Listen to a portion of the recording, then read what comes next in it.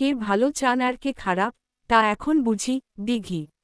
ঢাকাই সিনেমার নায়িকা প্রার্থনা ফারদিন দিঘি।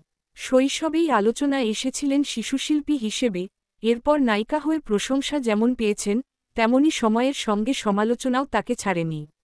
তবে এখন আর এসব নিয়ে ভাবেন না দিঘি। তার মনোযোগ শুধু নিজের কাজ ও ভালো কিছু করার প্রতি। গত ঈদুল ফিত্রে মুক্তি পেয়েছিল দিঘি অভিনীত সিনেমা জঙ্গলি। এরপরই নতুন কয়েকটি প্রজেক্টের খবরে ফের আলোচনায় আসেন তিনি।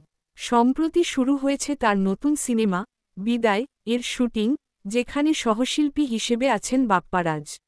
সুনামগঞ্জের বিভিন্ন লোকেশনে চলছে শুটিং, যা নভেম্বরের প্রথম সপ্তাহ পর্যন্ত চলবে।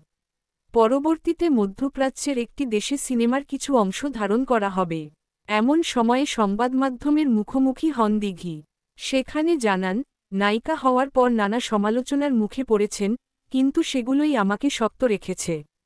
তার কথায়, প্রতিটি সিনেমায় চরিত্রই আমার কাছে প্রধান। কারণ চরিত্রের মধ্যেই আমি নিজেকে খুঁজে পাই। কাজ করলে সমালোচনা থাকবেই, কিন্তু এখন আর ওসব নিয়ে মাথা ঘামাই না। আগে কষ্ট পেতাম, এখন বুঝি, অনেকে অন্যকে ছোট করে নিজেকে বড় দেখাতে চায়। দিঘি বলেন, তারা শোধরানোর জন্য সমালোচনা করে না। কে ভালো চান আর কে খারাপ চান, এখন সেটা বুঝে ফেলেছি। আমার ভুল ধরার কেউ থাকলে তিনি আমার বাবা, তিনিই আমার সবচেয়ে বড় সমালোচক। অভিনেত্রী আরও জানান, একসময় বডি শেমিংয়ের কারণে মানসিকভাবে ভেঙে পড়েছিলেন।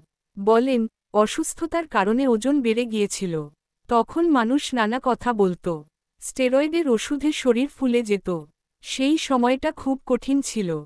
কিন্তু পরিশ্রম আর ধৈর্যে ঘুরে দাঁড়িয়েছে।